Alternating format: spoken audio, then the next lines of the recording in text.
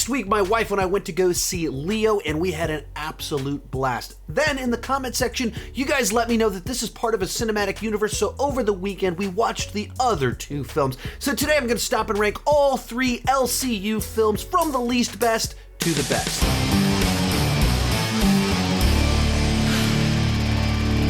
Hi, my name is Sean, and I love to talk about movies and TV way too much. With that in mind, go ahead and join me down below in the comment section. Share your ranking of all three films. My list is definitely not the right list. It's just my list, and I would love to see yours. With that in mind, I'm very new to Indian cinema. I've seen a couple different movies at film festivals, and then last year my wife and I checked out RRR, really enjoyed it, so we've been trying to check out more of the new releases this year, but it's all something very new for me.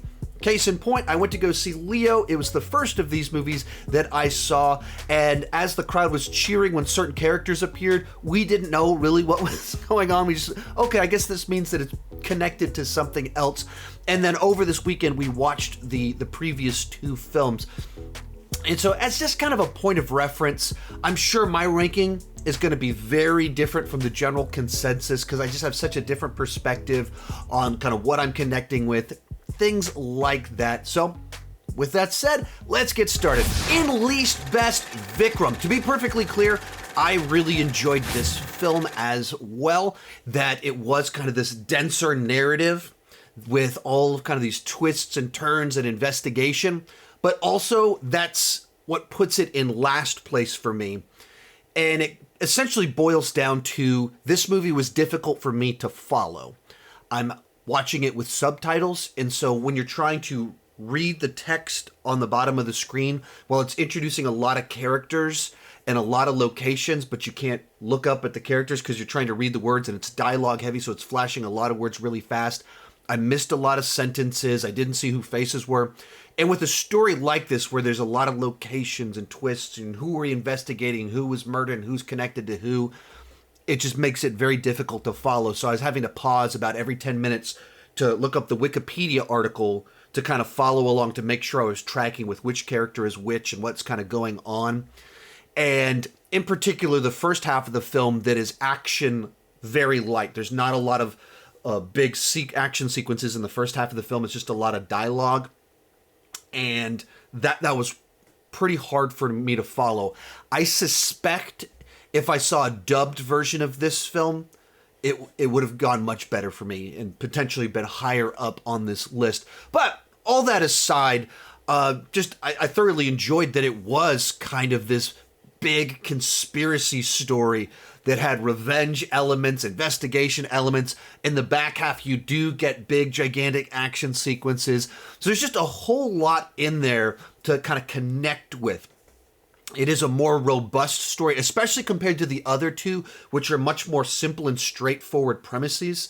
This one has a lot kind of more going on that expands this kind of universe that we're in with everything kind of going on. And it builds and crescendos nicely as you have the final showdown and characters pulling big, gigantic machine guns and mowing dudes down. And so it satisfies by the end of it. Because the other thing I'll say in there, because the lead guy, Vikram, is played by an actor who's by now in his late 60s, I also don't think some of the fight scenes are quite as exciting, because a man in his late 60s just isn't able to move as swiftly as the guys in some of the other ones. So maybe even that played into a bit, but the big reason that it's lower is it was just tough to follow because it was subtitled. I was watching it on YouTube, and I don't even know if those are the best subtitles. So it really is very much that. I did enjoy the film, and I wish I could have experienced it in a manner where it was easier to follow along, where just the viewing experience itself held the film back. Our runner-up, Kaithi. And this is a movie that as I was watching it, I was thinking to myself, if I could make a movie, this is the kind of movie that I would want to make. This type of story, action, and even on a plot level, it kind of combines Con Air, Mad Max, Fury Road, Road Warrior, and like Rio Bravo or Assault on Precinct 13. It's like three kind of story templates that I really like merged together seamlessly. It's like, oh, that kind of comes together nicely, where you have the reluctant hero with a set of skills, but also a strong motivation to do what he's doing. And then you have a ticking clock before certain people are going to die, other people are in danger. And you have the chase side to it. You have the closed quarters, how can we keep people out aspect to it, all playing at the same time. I really enjoy that type of movie. And the other thing about it is that while it has like that Indian flavor to it, it doesn't have some of the over-the-top glossiness. It's a more kind of visceral, grounded film without some of the more extreme theatrics. And so you get something that kind of has the best of both worlds in it, with cool, exciting action, moments of just celebration, moments of victory and taking people out. And at the same time, kind of grounding it a little bit more, with a little bit more grit and grime and blood to everything kind of taking place in the movie. And then as you kind of even move into the final little bit, anytime you can end with a dude with a minigun blowing guys away, that's always a nice showstopper. To close the whole thing out with the minigun taking guys out, that's my kind of moment to have happen. This is very much my kind of action movie, my kind of thing, and just put a big, gigantic grin on my face. All that said, I will also say this one had some of the same problem as Vikram for me in the first 15-ish minutes, where when they're introducing all these police officers, the drugs, the police station, and I'm trying to read the bottom of the screen. While that's when we're learning people's names, I'm looking at the words at the bottom, not at their faces. So took me a bit to pick up on who's on what side, what exactly is going on here. Then once it got going, that went away. Whereas with Vikram, I was still kind of struggling to follow along the whole movie. This one was just kind of the setup, learning who is who, and then I was good to go. Other one I'll say is that it felt like, given its runtime, and that it was an action movie, it was very talk heavy. Like it should have either been shorter or had more action sequences. And also say, as much as I like the crescendo of the minigun, it also still felt very sudden. Like it didn't, like he's shooting a machine gun as people are running away, and then it just cuts to the next scene. And so it didn't feel like it had the right final note.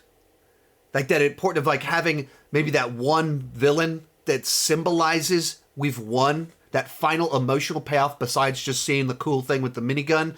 So it just felt like, oh, this is cool. All right, it's going down. Oh, it's done. Rather than feeling like it fully, smoothly lands the ship, and it's so close to a great finale, but just missing that one element that holds it back from that kind of final payoff that feels like it's fully resolved in a way that's satisfying. So those are really the only two things that few things about it. Maybe just a little shorter or a little bit more action, smoother landing, and because of the viewing experience. That's the viewing experience. I can only speak to my own experience. I'm sure if it had been dubbed, or if I wasn't reading the bottom of the screen rather than looking at what was going on, I would have been easier to follow. But coming in at number 1, Leo. Now, based off what I've seen on the internet, apparently this movie is getting more mixed reviews from fans of the director. And that's a little bit interesting to me. If you're someone in that position, if you can let me understand some of that down below in the comment section. All I can really do is speak from my personal experience going with my wife to go see it. And we had an absolute blast with this film. My wife actually said it was the most fun she's had in the theater since Avengers Endgame. And we're standing in the lobby, it's late at night. She's like, are we going to go home and watch the other two tonight? And then we watched them over the weekend. And so we just really enjoyed and connected with this film. Much like Kaithi, this is my kind of movie. I like kind of the action movies that are a little bit smaller and tighter like this, more personal, where you have someone with a mysterious past and a set of skills.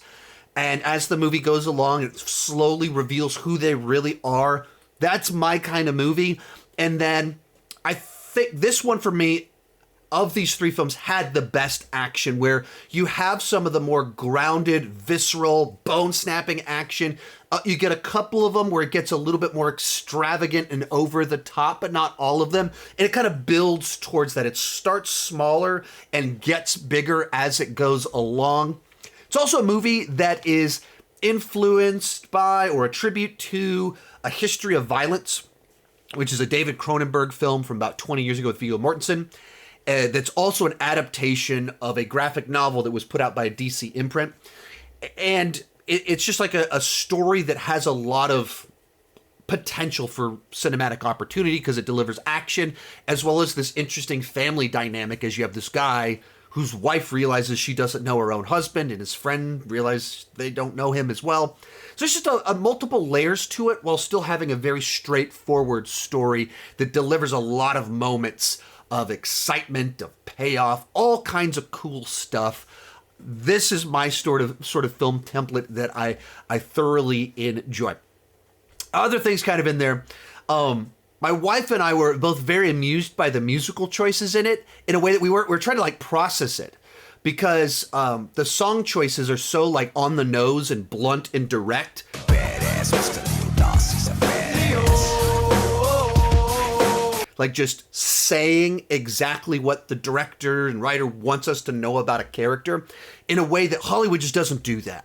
It just doesn't. It doesn't be that direct with things. And so we were watching it as it's stating his emotions about being scared. It's telling us who he is. He's a freaking badass. And we're both like looking at each other like, is it really doing this? Did it really say that? And at the same time having big grins on our faces, and then all for the last 5 days have been listening to the Leo's theme song at home in our free time and quoting it to each other. And so something that's why I think we've been enjoying kind of discovering Indian cinema so much, because it really, there's so many ways in which Hollywood films and Indian films are the same. Where humans are all the same. We like action, we like to laugh, we like emotions, but how do we try and pull those emotions out of people? We use a different bag of tricks at times. There's different ways that we like to show our heroes, how to tell our stories, the way we use music in films. And when you discover something that pulls those same emotions out of you, but it does it in a wholly fresh new way, it's like, well, this is exciting. This is fun. Wow, I want to see more of this. I want to see more of what's out there and how they take this medium that I love, film, and capture the human experience and create escapist opportunities. So I think that's just like been a lot of fun for my wife and I since watching RRR last year. All that to say, with this franchise, they're a little bit tough to rank because it's three movies in the same cinematic universe, but three very different movies. One of them has no songs, and it's just a pretty grounded action thriller. One of them is kind of this dense film of an investigation. It has action, but it's much more about the chasing and the mystery and figuring it all out. And then one of them, it has songs, it has the glossiness, it has a dude battling a hyena and turning his house into the third act of Home Alone as people are brutally murdered and the hyena eats a guy alive. Like, all this wild, crazy stuff, and has its over-the-top moments. So they're very different. And also, I kind of appreciate that. There's just different ways to tell stories. So all that to say, maybe my list will be very different if I update it in the future when Vikram 2 and those other films come out. But as for now, I enjoyed all three of them. But for me, Leo comes in at number 1. If you enjoyed this video, I have covered several other Indian films, Three Idiots, RRR, Jawan, Pathan, as well as a couple smaller films, one called Kill that hasn't come out yet, as well as one called Jallikattu that I saw at film festivals. Thank you guys so much for watching, and keep talking movies and TV too much. Bye-bye.